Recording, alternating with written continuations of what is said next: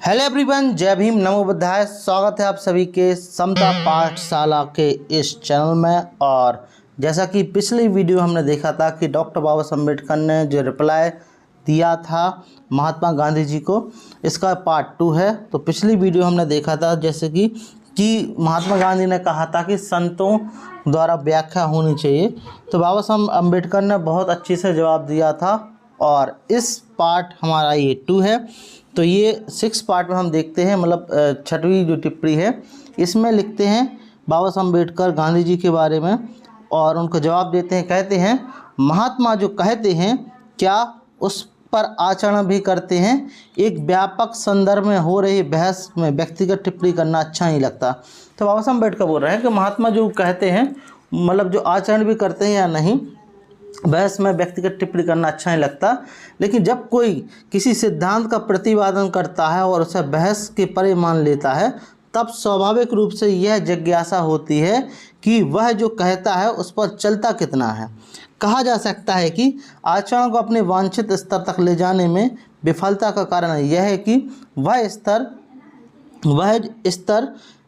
आचरण अपने वांछित वह स्तर इतना ऊंचा है कि उस तक पहुंचा नहीं जा सकता।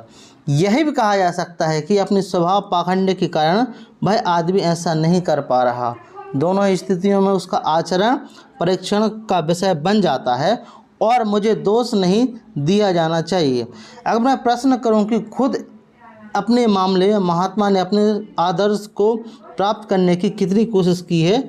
महात्मा जन्म से बनिया है, मतलब गांधी जी हैं जो जन्म से बनिया हैं। उनके पूर्वजों ने व्यापार छोड़कर दीवान का पद स्वीकार कर लिया था, जो ब्राह्मणों का पेशा है, मतलब ब्राह्मण का पेशा है।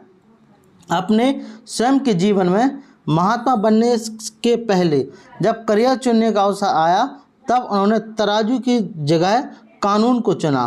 फिर कानून को छोड़कर वे आधा भक्त और आधे राजनीतिक बन गए। तो इस बारे में डॉक्टर अम्बेडकर टिप्पणी कर रहे हैं कि जो महात्मा गांधी कहते हैं कि जो अपना जो काम है, मतलब जो काम है वो वर्ण अवस्था के अनुसार होना चाहिए। तो बाबा साहब अम्बेडकर इस पर टिप्पणी कर रहे हैं। उन्हें व्यापार को कभी हाथ तक नहीं लगाया, जो अपना पैतृक पेशा है। उनका सबसे छोटा बेटा, मैं उस बेटे को चुन रहा हूँ जो अपने पिता के प्रति सबसे ज़्यादा निष्ठावान है, जन्म से वैश्य है और उसने एक ब्राह्मण की बेटी से विवाह किया है और एक बड़े व्यापारी, मतलब एक बड़े समाचार पत्र के स्वामी की सेवा का व्यवसाय चुना है। अपना पैतृक व्यवसाय न अपनाने के कारण महात्मा ने कभी उनकी आलोचना की हो तो ऐसा कोई सूचना नहीं है। किसी आदर्श का मूल्यांकन उनके निष्कर्ष नमूने के आधार पर गलत और अनुदारपूर्ण हो सकता है, लेकिन निश्चय ही नमूने के रूप में महात्मा से बेहतर कौन, और अगर वह भी आदर्श आचरण पहुंच पाने में विफल है तो वह आदर्श जरूर एक असंभव मनुष्य की व्यवहारिक प्रवृत्तियों के विरुद्ध आदर्श होगा। तो ऐसा बाबा साहब अम्बेडकर बोल रहे हैं गांधी जी के बारे में, क्योंकि गांधी जी का जो सिद्धांत था वो वर्ण व्यवस्था को अच्छा मानते थे, पैतृक व्यवस्था को अच्छा मानते थे। तो यहाँ पर बाबा साहब अम्बेडकर बोल रहे हैं कि ऐसा कोई टिप्पणी नहीं है, लेकिन मतलब व्यक्तिगत टिप्पणी नहीं कर रहे हैं, लेकिन जब ये सिद्धांत बन जाए तो करना आवश्यक है।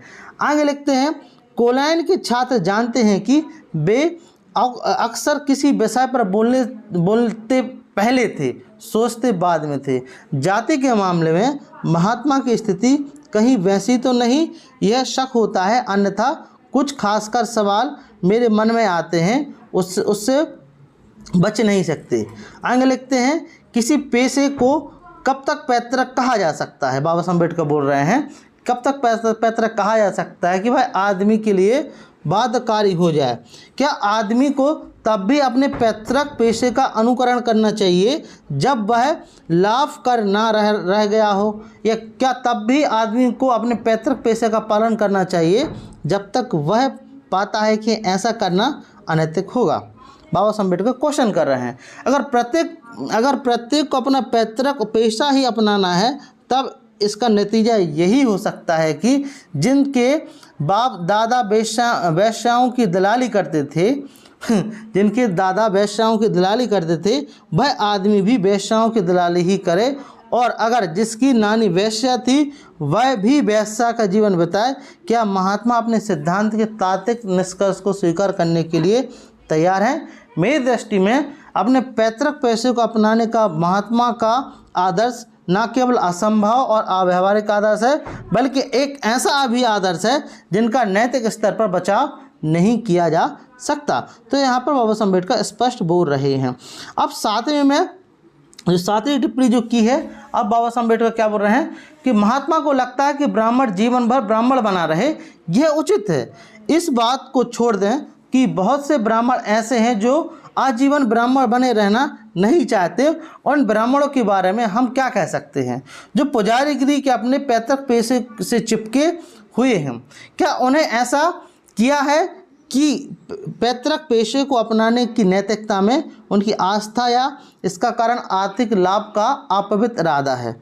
तो बाबा साहब अम्बेडकर क्वेश्चन कर रहे हैं। महात्मा को इन सवालों से कुछ लेना देना नहीं है। वे संतुष्ट हैं कि ऐसे असली ब्राह्मण मौजूद हैं जिनका जीवन उदारता से दी गई भिक्षा पर चलता है और स्वयं उनके पास जो भी आध्यात्मिक खजाना है उनमें से वे उदारता से देते हैं। महात्मा को पुश्तैनी ब्राह्मण ऐसा प्रतीत होता है, आध्यात्मिक खजाने का वाहक, लेकिन वंशानुगत ब्राह्मणी एक ऐसी तस्वीर खींची जा सकती है। ब्राह्मण विष्णु का उपासक हो सकता है जो प्रेम के देवता हैं, ब्राह्मण शंकर का भी उपासक हो सकता है जो विध्वंस का देवता है, वह बोध गया का ब्राह्मण हो सकता है जो बुद्ध का उपासक है। मानवता महानतम शिक्षा जिन्होंने प्रेम उदारता का सिद्धांत दिया वह काली का भी उपासक हो सकता है। वो देवी, आगे लिखते रहें, वो देवी जिन्हें प्यास बुझाने के लिए वह क्षत्रियों का नाश करने के लिए ईश्वर के एक अवतार का परशुराम मंदिर का भी उपासक हो जाएगा। वह ब्रह्मा का भी उपासक हो जाएगा जो विश्व का सृष्टा है। किसी भी पीर का भी उपासक हो सकता है जिसका अल्लाह ईश्वर अल्लाह विश्व का ब्राह्मण को आध्यात्मिक वर्चस्व के दावे को बर्दाश्त नहीं कर सकता है। कोई यह नहीं कह सकता कि इस तस्वीर का वास्तविक जीवन से कोई संबंध नहीं है। अगर यह तस्वीर सही है तो यह कोई नहीं जानता कि ऐसे परस्पर विरोधी कि कोई ईमानदार आदमी उसका उपासक नहीं हो सकता। हिंदू इस असाधारण बात को अपने धर्म की सबसे बड़ी विशेषता बताते हैं, उसकी सार्वभौमिकता, सहिष्णुता की उसकी भावना।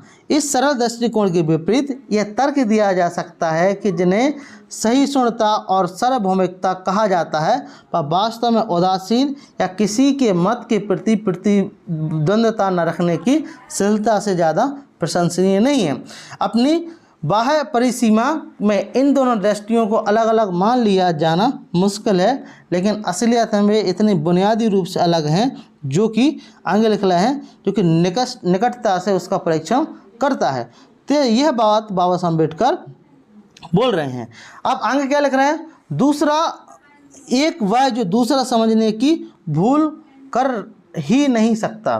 कोई आदमी बहुत से देवी देवताओं को श्रद्धा निवेदित करने के लिए तैयार है। इसका उल्लेख ही सहिष्णुता की भावना के रूप में किया जा सकता है, पर क्या यह सबको रखने की इच्छा की उत्पन्न धोखाधड़ी प्रमाण नहीं हो सकता? मुझे विश्वास है कि यह असहिष्णुता महज धोखाधड़ी है। यदि दृष्टिकोण का आधार मजबूत है तो कोई पूछ सकता है कि जो आदमी किसी भी देवता का पुजारी या उपासक हो सकता है जिसकी पूजा उपासना करने का उद्देश्य पूरा होता तो उसके पास किस तरह से आध्यात्मिक खजाना हो सकता है? यह बाबा साहब अम्बेडकर सवाल कर रहे हैं। ऐसे आदमी को न केवल आध्यात्मिक खजाने की दृष्टि से दिवाली माना जा सकता है बल्कि उसके लिए पुजारी जैसे उच्च पैसे का निर्वाह सिर्फ इसलिए पैतृक पेशा है, उसमें आस्था नहीं, उसमें विश्वास नहीं। ये आंतरिक क्रिया के रूप में जिनकी बाप दादाओं द्वारा बेटियों को सौंपा गया जाता है, किसी सद्गुण परीक्षण नहीं बल्कि वास्तव में एक सम्मानजनक पेशे का जो धर्म सेवा के अलावा कुछ नहीं है या वैश्यकरण है। तो ऐसा बाबा साहब अम्बेडकर बोल रहे हैं। अब आठवां उत्तर देते हैं, महात्मा इस सिद्धांत को इतने चिपकी हुई है कि स्त्री पुरुष को अपना पैतृक पेशा अपनाना ही चाहिए। तो कौन बोल रहा है? गांधी जी बोल रहे हैं कि स्त्री पुरुष को, हर स्त्री पुरुष को अपना पैतृक पेशा अपनाना ही चाहिए। इसका कारण उन्होंने कहीं नहीं बताया, यद्यपि उन्हें इस कारण को प्रकट करने की कोई परवाह नहीं है, लेकिन कोई न कोई कारण होगा ही। कई साल पहले अपने यंग इंडिया जाति बनाम वर्ण पर लिखते हुए महात्मा ने कहा था, जाति व्यवस्था वर्ण व्यवस्था इसलिए बेहतर है कि जाति सामाजिक स्थायित्व के लिए सर्वोत्तम संयोजन हो। स्त्री और पुरुष हर किसी को अपना पैतृक पेशा ही अपनाना चाहिए। इस सिद्धांत से महात्मा चिपके रहने का कारण यही है कि वे सामाजिक जीवन में एक गलत नजरिए से चिपके हुए हैं।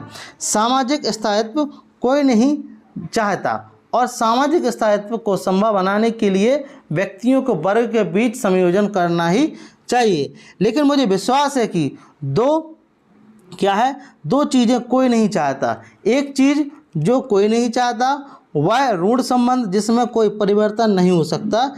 ऐसी चीज़ जो सदा के लिए तय कर दी गई है। स्थायित्व चाहिए, लेकिन जब परिवर्तन अनिवार्य हो तब भी परिवर्तन नहीं होगा, इस कीमत पर नहीं। दूसरी चीज़ क्या है? दूसरी चीज़ कोई नहीं चाहता। कोई नहीं चाहता, क्या नहीं चाहता? कि बस सिर्फ संयोजन या संयोजन की जरूरत हो, लेकिन सामाजिक न्याय कीमत पर नहीं। क्या यह कहा जा सकता है कि जाति यानी इनके परिवार में जो पेशा होता आया है वही पेशा वह अपनाएगा? इस आधार पर सामाजिक संबंध का संयोजन उपयुक्त दो बुराइयों से रक्षा करता है। मैं मानता हूँ कि नहीं, सर्वोत्तम संभव संयोजन होना तो दूर की बात है, इनमें कोई संदेह नहीं है। यह निकटतम संभव संयोजन है, क्योंकि यह सामाजिक संयोजन दो धुरियों तरलता न्याय को आघात पहुंचाता है। तो यह बात बाबा साहब अम्बेडकर बोल रहे हैं। अब जो तीसरा जो उत्तर दिया, मतलब नवा जो उत्तर दिया है 9th पॉइंट में, बाबा साहब अम्बेडकर लिखते हैं कि कुछ लोग सोच सकते हैं कि महात्मा काफ़ी प्रगति की है महात्मा ने, क्योंकि अब वे जाति में विश्वास नहीं करते बल्कि सिर्फ वर्ण की बात करते हैं। यह सही है। एक समय ऐसा, आप क्या लिख रहे हैं, क्या अंग लिख रहे हैं? एक समय ऐसा था जब महात्मा रक्त मांस मज्जा के साथ सनातनी हिंदू थे। मतलब रक्त मांस मज्जा के साथ सनातनी हिंदू थे। वेदों, उपनिषदों, पुराणों और हिंदू शास्त्रों के नाम पर जो कुछ जाना जाता है उसमें उनकी आस्था थी और इसलिए अवतार तथा पुनर्जन्म में उनका विश्वास था। वे जाति को मानते थे और किसी रूढ़िवादी की ताकत के साथ उसका बचाव करते थे। वे अंतर्जातीय भोज और अंतर्जातीय विवाह के पक्ष में उठी आवाज़ों की भर्त्सना करते थे और कहते थे कि अंतर्जातीय भोजन पर प्रतिबंध इच्छा शक्ति को मजबूत बनाने और एक निश्चित सामाजिक सद्गुण का परीक्षण करने के लिए काफ़ी हद तक मदद करता है। यह अच्छी बात है कि उन्होंने इस पाखंडी बकवास को छोड़ दिया और यह स्वीकार किया कि जाति आध्यात्मिक और राष्ट्रीय दोनों प्रकार के विकास के लिए नुकसानदेह है। हो सकता है कि इसका संबंध उनके पुत्र द्वारा जाति के बाहर विवाह करने से हो, लेकिन महात्मा ने क्या सचमुच प्रगति की है? महात्मा जिसका समर्थन करते हैं उसका उस वर्ण चरित्र क्या है? क्या वही वैदिक अवधारणा है जो स्वामी दयानंद सरस्वती और उनके अनुयायी आर्य समाजी सामान्यता समझते हैं और प्रचारित करते हैं? आगे लिखते हैं कि वर्ण की वैदिक अवधारणा संक्षेप में यह है कि जो पेशा जिसे अपने स्वभाव के अनुकूल लगे उसे अपनाने के लिए वह स्वतंत्र है। वर्ण की महात्मा की अवधारणा के संक्षेप में यह है कि किसी का स्वभाव रुझान में जो भी हो उसे अपना पैतृक पेशा ही अपनाना चाहिए। जाति और महात्मा जिसे वर्ण कहते हैं उसमें फ़र्क क्या है? मुझे तो कोई फ़र्क दिखाई नहीं देता, बाबा साहब अम्बेडकर बोल रहे हैं। महात्मा की परिभाषा के अनुसार, किसके अनुसार? महात्मा। हाँ, महात्मा कौन पता है ना आपको? गांधी जी के अनुसार जाति वर्ण का दूसरा नाम है। मतलब जाति ही वर्ण का दूसरा, वर्ण जाति का ही दूसरा नाम है, क्योंकि सीधी बात यह है कि दोनों की मांग एक ही है, पैतृक पेशे का अनुकरण। प्रगति करने के स्थान पर महात्मा अपने कदम पीछे किए। वर्ण की वैदिक अवधारणा पर अपनी व्याख्या चैप कर उन्होंने उदारता जो उद्धर था उसे भी हास्यपद बना दिया है। अब बाबा साहब अम्बेडकर क्या बोल रहे हैं कि मैं वैदिक वर्ण व्यवस्था को खारिज करता हूँ, बाबा साहब अम्बेडकर बोल रहे हैं, और इसके कारण मैंने अपने व्याख्यान में दिए गए फिर भी मैं स्वीकार करता हूँ कि दयानंद तथा कुछ अन्य लोगों द्वारा बताया गया वैदिक सिद्धांत एक समझदार तथा निरापद चीज़ है।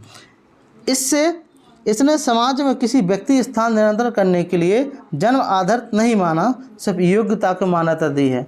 वर्ण के बारे में जो महात्मा सोचते हैं वह वैदिक वर्ण को ना केवल बकवास बल्कि घृणास्पद चीज़ बना देता है। वर्ण और जाति दोनों बहुत अलग अलग अवधारणा है। वर्ण का आधारभूत सिद्धांत हर एक को किसी योग्यता अनुसार, जाति का आधारभूत सिद्धांत और हर एक को उसके जन्म के अनुसार। दोनों में उतना ही फर्क है जितना खिड़िया और पनीर से। वास्तव में दोनों अंतर विरोध हैं। यदि महात्मा मानते हैं कि हर स्त्री पुरुष को अपना पैतृक पेशा ही अपनाना चाहिए, जो कि वे मानते हैं, तो निश्चय ही जाति व्यवस्था की वकालत कर रहे हैं और इसे वर्ण व्यवस्था बताकर वे न केवल परिभाषागत अशुद्धता के दोषी हैं बल्कि भ्रांति को भी और भी ज़्यादा बढ़ा रहे हैं, भ्रांति को और ज़्यादा बढ़ा रहे हैं। मुझे विश्वास है उनकी भ्रांति का कारण यह है कि महात्मा के दिमाग में इसे लेकर स्पष्टता नहीं है कि वर्ण क्या है और जाति क्या है और हिंदुत्व के परीक्षण के लिए इसकी आवश्यकता क्या है। उन्होंने कहा है और आशा की है कि जाति की किसी रहस्यमय के कारण वे अपना यह दृष्टिकोण बदल नहीं देंगे। जाति हिंदुत्व का सरलात्मक नहीं। क्या उनकी निगाह में वर्ण हिंदुत्व का सरलत है? अभी तक इसका कोई निश्चय उत्तर उपलब्ध नहीं है। डॉक्टर अम्बेडकर का अभियोग के पाठकों का जवाब होगा नहीं।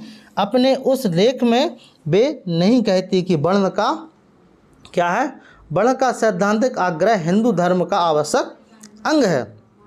अंग लिखते हैं। वर्ण को हिंदू धर्म का सरलात्मक बनाने के बजाय वे कहते हैं कि हिंदुत्व का सार इस विश्वास में है कि एक और एकमात्र ईश्वर सत्य है और इस साहसपूर्ण स्वीकार में अहिंसा मानव का परिवार नियम है और निहित है। लेकिन श्री संतराम के जवाब वाले उनके लेख के पाठक कहते हैं, हाँ, अपने इस लेख में महात्मा कहते हैं जो मुसलमान कुरान को खारिज कर दे वह मुसलमान, या जो ईसाई बाइबल को खारिज कर दे वो कैसे ईसाई रह सकता है। यदि जाति और वर्ण एक दूसरे के पर्याय हैं और वर्ण हिंदुत्व को परिभाषित करने वाले शास्त्रों का अविच्छिन्न अंग है, तो मैं नहीं जानता कि जो व्यक्ति जाति और वर्ण को खारिज कर देता है वह कैसे हिंदू कह सकता है। वह वात्सल्य क्यों महात्मा अपने को छुपाते क्यों हैं? बाबा साहब अम्बेडकर सवाल कर रहे हैं, महात्मा अपने को छुपाते क्यों हैं? वे किसे प्रसन्न करना चाहते हैं? क्या संत ने सत्य की परवाह करनी छोड़ दी है? क्या राजनीति संत के रास्ते में आड़े आ जाती है? जिस वास्तविक कारण से महात्मा इस भ्रांति का शिकार है उनके संभवतः दो स्रोत हैं। पहला, महात्मा का मिजाज लगभग हर चीज़ में उसमें बच्चे जैसी सरलता और बच्चे जैसी सरलता और बच्चे जैसा आत्मछल भी किसी बच्चे की हर तरह से उस चीज़ में विश्वास करते हैं जिसमें वे विश्वास करना चाहते हैं। अतः हमें उस हर समय का इंतज़ार करना चाहिए जब महात्मा को वर्ण का विश्वास छोड़ देना अच्छा लगे, जैसा उन्हें अच्छा लगा है। वे जाति में विश्वास करना और उन्हें छोड़ दिया। भ्रांति का दूसरा कारण यह है कि महात्मा दोहरी भूमिका निभाना चाहते हैं। कौन सी दोहरी? महात्मा की भी और राजनीतिज्ञ की भी। महात्मा की भूमिका संभव में वे राजनीति और आध्यात्मिकरण करने का प्रयास कर रहे हैं। इसमें उन्हें सफलता मिली हो या नहीं, पर राजनीति में उनका व्यापारीकरण कर दिया है। प्रत्येक राजनीतिज्ञ को पता होना चाहिए कि समाज संपूर्ण सत्य को बर्दाश्त नहीं कर सकता और उसे संपूर्ण सत्य नहीं कहना चाहिए। अगर वह संपूर्ण सत्य कह रहा है तो उसकी राजनीति के लिए घातक होगा। अगर जिस कारण से महात्मा हमेशा जाति और वर्ण का समर्थन करते रहे हैं और उनका यह डर कि अगर उन्होंने जाति और वर्ण का विरोध किया तो वे राजनीति में अपनी जगह खो देंगे। महात्मा की भ्रांति का कारण जो भी हो, उससे यह अवश्य कहा जाना चाहिए कि वे जाति की वर्ण के नाम पर जाति की शिक्षा देकर अपने को धोखा दे रहे हैं और लोगों को भी धोखे में रख रहे हैं, ऐसा बाबा साहब अम्बेडकर कहते हैं। अब बाबा साहब अम्बेडकर 10वां कोड कर रहे हैं, मतलब 10वीं टिप्पणी कर रहे हैं। क्या कर रहे हैं देखते हैं। बाबा साहब अम्बेडकर लिखते हैं,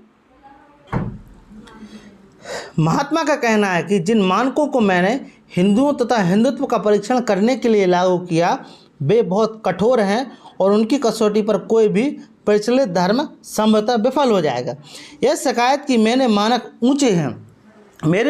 ऊंचे हैं सही हो सकती है, लेकिन संभवतः यह नहीं कि वे ऊंचे और नीचे। सवाल पर यह है कि क्या लागू करने की दृष्टि से वे मानक सही हैं या सही नहीं हैं। लोगों को उनके धर्म का मूल्यांकन सामाजिक मानकों के आधार पर किया जाना चाहिए।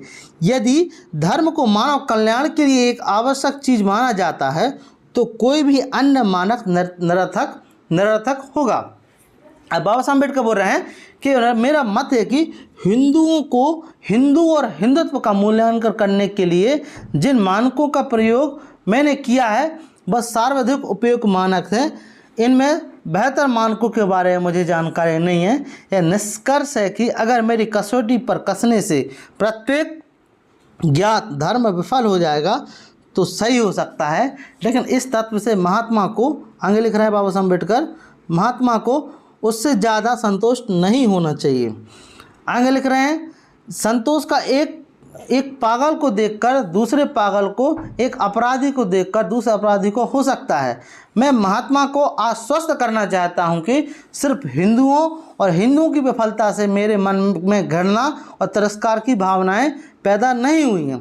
तो बाबा साहब अम्बेडकर यहाँ पर स्पष्ट कर रहे हैं कि केवल हिंदुओं की विफलता से जो बाबा साहब अम्बेडकर के मन में जो तिरस्कार की भावना पैदा हुई हैं, मतलब पैदा नहीं हुई है।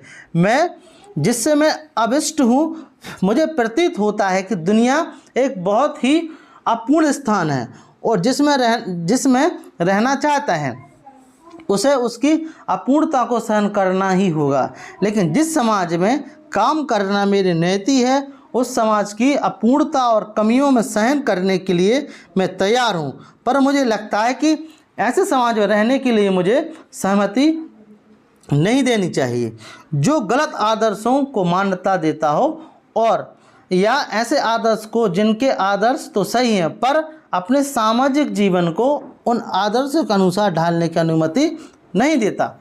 यदि हिंदुओं और हिंदुत्व से मेरे मन में घृणा है तो इसलिए कि मुझे पक्का विश्वास है कि वे गलत आदर्शों का प्रयास देते हैं, मतलब गलत आदर्शों का प्रचार करते हैं और गलत सामाजिक जीवन जीते हैं। हिंदुओं और हिंदुत्व से मेरा झगड़ा उनके सामाजिक व्यवहार की अपूर्णताओं को लेकर नहीं, यह बहुत ज़्यादा बुनियादी है और उनके आदर्शों को लेकर है। आगे लिख रहे हैं बाबा साहब अम्बेडकर, जो कि 11वीं और शायद अंतिम टिप्पणी है। बाबा साहब अम्बेडकर लिख रहे हैं कि मेरी राय में हिंदू समाज को एक नैतिक पुनरुत्थान की जरूरत है जिसे स्थगित करना खतरनाक है, और सवाल है कि इस नैतिक पुनरुत्थान का निर्धारण कौन करेगा और इस पर नियंत्रण कैसे, मतलब किसका होगा। प्रकट है कि सिर्फ उनके द्वारा जो बौद्धिक पुनरुत्थान की प्रक्रिया से गुजर चुके हैं और जो इतने ईमानदार हैं कि जिनमें बौद्धिक मुक्ति से उत्पन्न होने वाला निष्ठाघट साहस मौजूद हो। इसका सूची पर देखें तो हिंदू नेता इस काम को सर्वथा अयोग्य हैं, यहाँ पर बाबा साहब अम्बेडकर बोल रहे हैं। तो यहाँ पर बाबा साहब अम्बेडकर स्पष्ट बोल रहे हैं कि पुनरुत्थान की ज़रूरत है और नियंत्रण कौन करेगा? नियंत्रण अगर जो करेंगे वो अयोग्य हैं, सर्वथा अयोग्य हैं। तो यह कहना संभव नहीं है कि बौद्धिक पुनरुत्थान के प्राथमिक चरण से वे गुजरे भी हैं और उनका बौद्धिक पुनरुत्थान हुआ होता। वे अशिक्षित भीड़ के आसान तरीके से अपनाकर आत्म प्रवचन का शिकार नहीं होते अथवा दूसरों के आदिम अज्ञान का लाभ नहीं उठा रहे होते, जैसा वे करते हैं, मतलब करते दिखाई देते हैं। कौन करते दिखाई देते हैं? गांधी जी। हिंदू समाज की ध्वस्त हुई हालत के बावजूद ये नेता उन प्राचीन आदर्शों के लिए बेशरम अपील करेंगे जिनका वर्तमान में कोई संबंध नहीं रह गया है, जो अपने उद्भव के दिनों में चाहे जितने उपयुक्त रहे हों, अब मार्गदर्शक होने के बजाय चेतावनी है। इन नेताओं को भी अभी भी पुराने रूपी रहस्यपूर्ण आदर, जिनकी वजह से अपने समाज की बुनियादी स्थान अनिश्चित विरुद्ध है, बल्कि हिंदू अपनी आस्थाओं के निर्माण में अविश्वसनीय रूप से गफिल है। लेकिन हिंदू नेता भी ऐसे ही हैं। और इससे भी खराब है यह है कि जब कोई इन साथियों को दूर करना चाहता है तो ये हिंदू नेता अपनी आस्थाओं के प्रति नाजायज आवेग भर देते हैं। इसका महात्मा अपवाद नहीं है। ऐसा लगता है कि वे सोचते हैं, मतलब सोचने में महात्मा विश्वास नहीं है। उनकी जगह संतों का अनुकरण करना उन्हें पसंद है। पवित्र धारणाओं में आस्था रखने वाले रूढ़िवादी की तरह उन्हें डर लगता है कि उन्होंने एक बार ऐसा सोचना शुरू कर दिया तो उन्हें बहुत से आदर्शों और संस्थाएं जिनमें वे चिपकी हुई हैं खतरे में पड़ जाएंगी।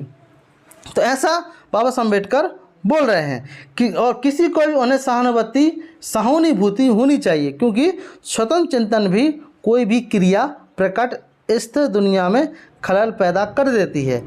लेकिन यह भी उतना सच है कि संतों पर निर्भर रहने से सत्य नहीं हो सकता और संत भी आखिर मनुष्य ही हैं। तो ऐसा बाबा साहब अम्बेडकर बोल रहे हैं।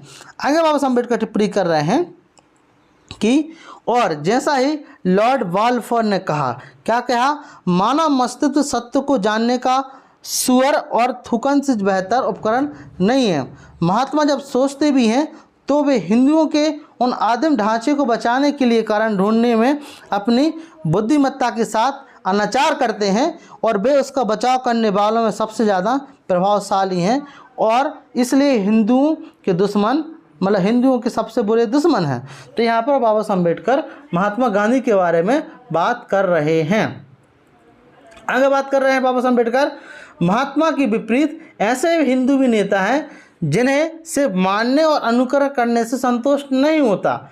वे सोचने का साहस करते हैं कि अपने चिंतन के नतीजों के अनुसार चलने का साहस करते हैं। लेकिन दुर्भाग्यवश वे या तो बेईमान लोग हैं या जब जन समूह का सही मार्गदर्शन करने का सवाल उठता है तो वे इस ओर से उदासीन हो जाते हैं। लगभग प्रत्येक ब्राह्मण ने इस जाति का नियम तोड़ा है। जूता बनाने वाला ब्राह्मणों की दामाद पुजारी करने वाले पेशों में ज़्यादा है।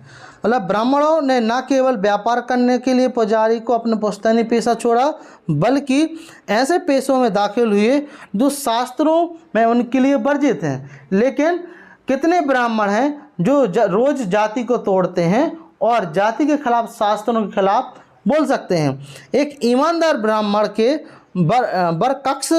बरकस जो जाति और शास्त्रों के खिलाफ इसलिए बोलता है क्योंकि उनकी व्यवहारिक बुद्धि और नैतिक चेतना ऐसी किसी आस्था का समर्थन नहीं करती। सैकड़ों ऐसे ब्राह्मण हैं जो रोज जाति तोड़ते हैं, लेकिन वे जाति के सिद्धांत और शास्त्रों की पवित्रता का उन्माद समर्थन करते हैं। यह दोगलापन क्यों? क्योंकि वे महसूस करते हैं कि यदि आम लोग जाति के जुए से मुक्त हो जाते हैं तो वो एक वर्ग के रूप में ब्राह्मणों की सत्ता और प्रतिष्ठा के लिए खतरा हो जाएंगे। और जो बौद्धिक वर्ग आम आदमी को अपने चिंतन और फलों से वंचित रखा है, उसकी बेईमानी बेहद घृणास्पद घटना है।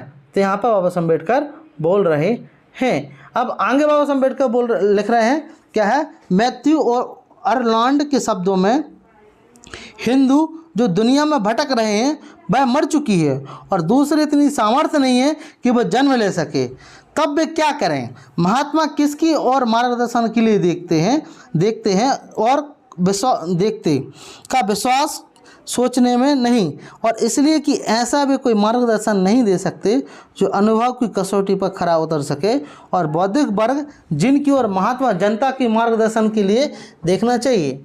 आगे लिख रहे हैं, या तो बेहद बेईमान है या वे सही दिशा में ले जाने के प्रति बेहद उदासीन है।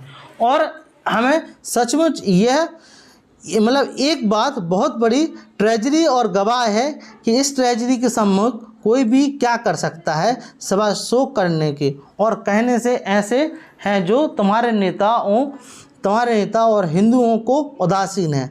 हम सचमुच में बहुत बड़ी ट्रेजरी के गवाह है, बाबा साहब अम्बेडकर बोल रहा है। और इस ट्रेजरी के सम्मुख कोई और क्या कर सकता है सिवाय शोक करने के और यह कहने के कि ऐसे हैं तुम्हारे नेता ओ हिंदुओं। तो ये बाबा साहब अम्बेडकर बात कर रहे हैं। तो ये जो टिप्पणी थी बाबा साहब अम्बेडकर की। बाकी इसमें कुछ और चीज़ें हैं। तो भारत में जाति, उनका उत्पत्ति और विकास, तो ये हम किसी और दिन डिस्कस करेंगे। बाकी ये बुक लगभग ख़त्म है, और अगर आप देखना चाहें तो इसमें आप इसमें बाबा साहब अम्बेडकर ने साथ ही साथ कुछ इन्फॉर्मेशन भी दी है, तो आप देख सकते हैं। और यदि आपको भी ये वीडियो अच्छा लगा हो तो प्लीज़ इसको ज़्यादा से ज़्यादा शेयर करें, और चैनल पर नए हैं तो सब्सक्राइब करें। हमारा काम अच्छा लगा हो तो हमें सब्सक्राइब करके और शेयर करके और कमेंट करके सपोर्ट जरूर करें। तो मिलते हैं फिर इसी प्रकार की नेक्स्ट वीडियो में। Thank you very much, thanks for watching. जय भीम, जय भारत, नमो बुद्धाय।